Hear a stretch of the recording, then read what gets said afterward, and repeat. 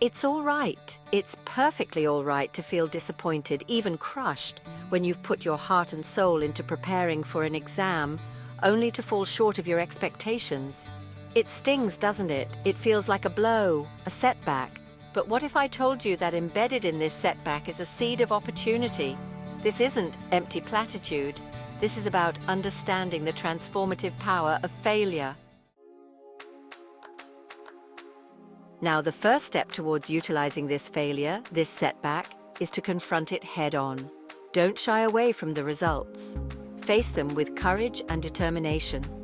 Take a deep breath, and let's analyze those exam results together.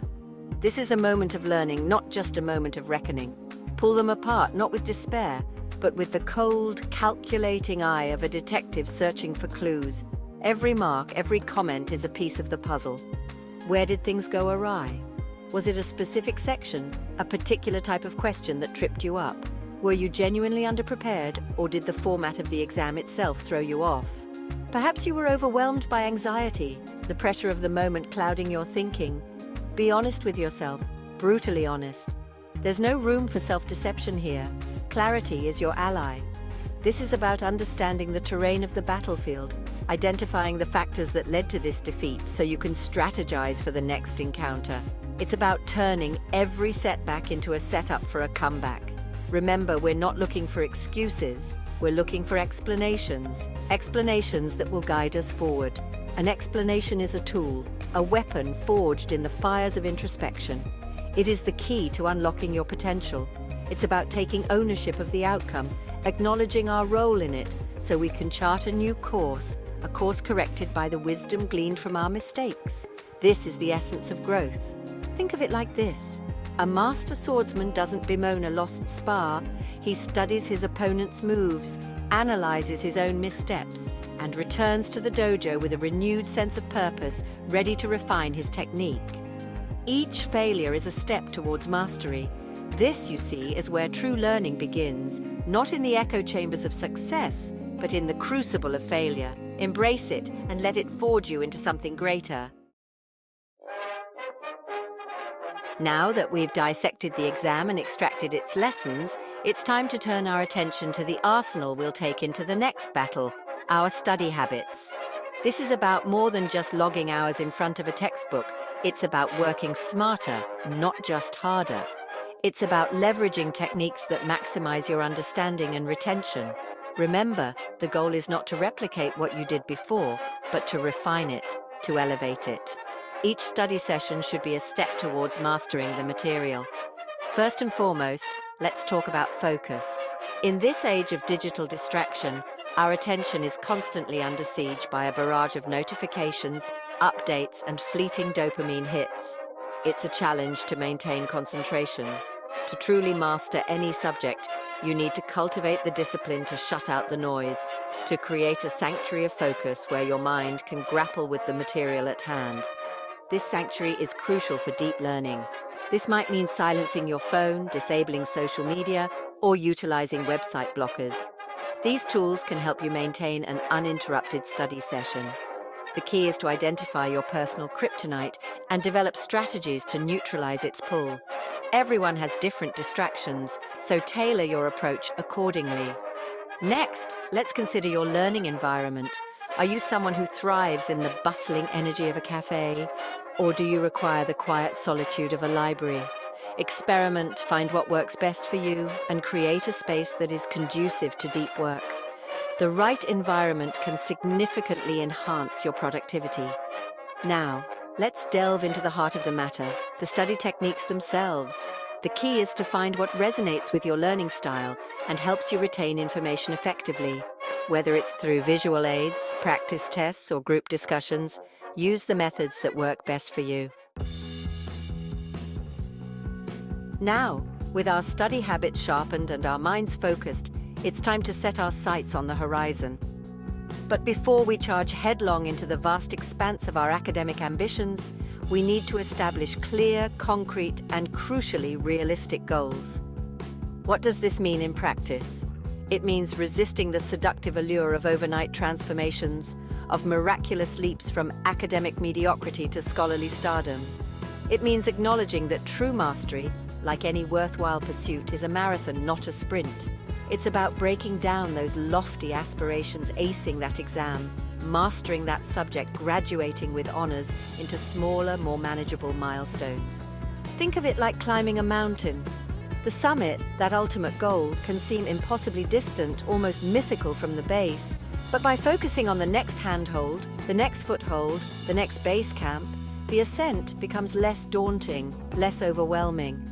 Each small victory, each milestone reached, fuels our motivation, strengthens our resolve, and brings us one step closer to the summit.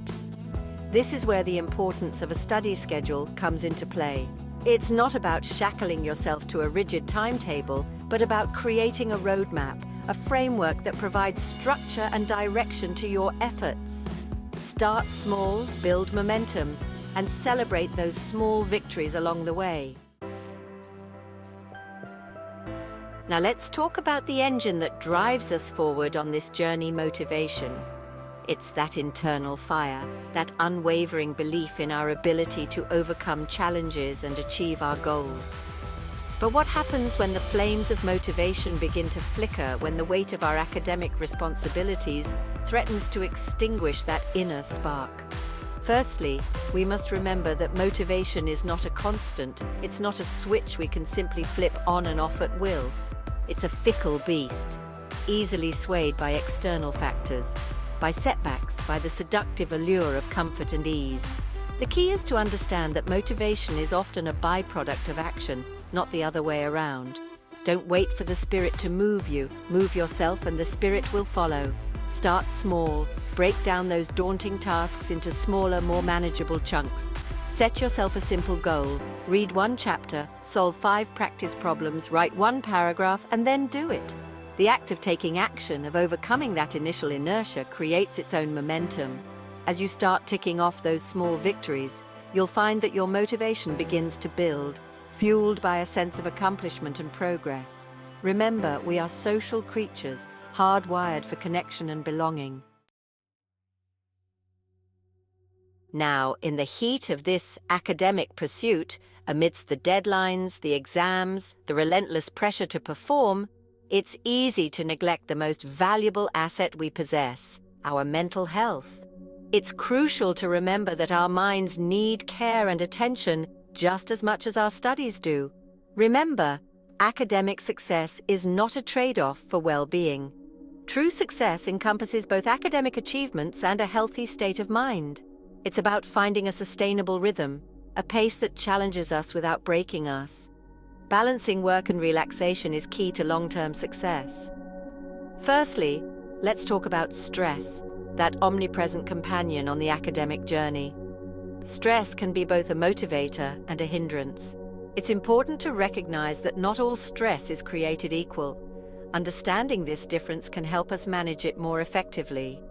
There's a distinction between the motivating stress that keeps us sharp, focused and driven, and the debilitating stress that paralyzes us, that clouds our judgment and undermines our efforts. Identifying which type of stress we are experiencing is the first step in managing it. The key is to find healthy coping mechanisms, strategies that allow us to navigate the inevitable waves of stress without being swept away by them.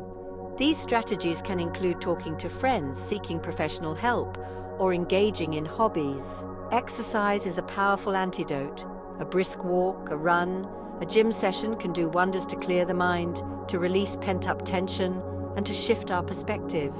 Physical activity is not just good for the body, but also for the mind.